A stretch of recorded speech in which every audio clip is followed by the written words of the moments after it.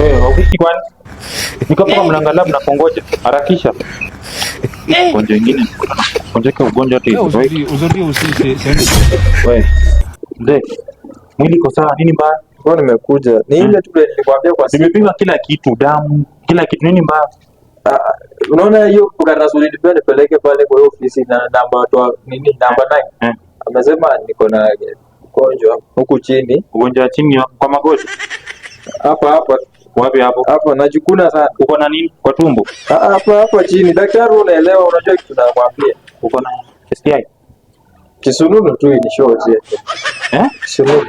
Na ulipata uko msichana wa mwanamke hapa? Hakuwa msichana. Mshojo? Lakini ni kisununu lakini hakuwa msichana. Mama. Daktari usifuatilie sana. Enda kuja na mwanikuja alikupea. Daktari hakuwa msichana, so ulielewa. Alikuwa nani mama?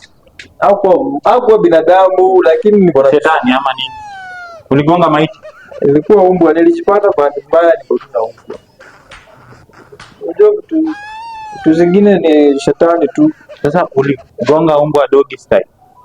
Yaani ni ile nilikuwa nimekula sijui ni nini. Nikaona tu nataka na nikajikuta niko na umbwa. Babako ni ngumu. God have mercy upon us. Daktari sasa utanitibu. Daktari. Kwani kulala na umbwa ni shida daktari?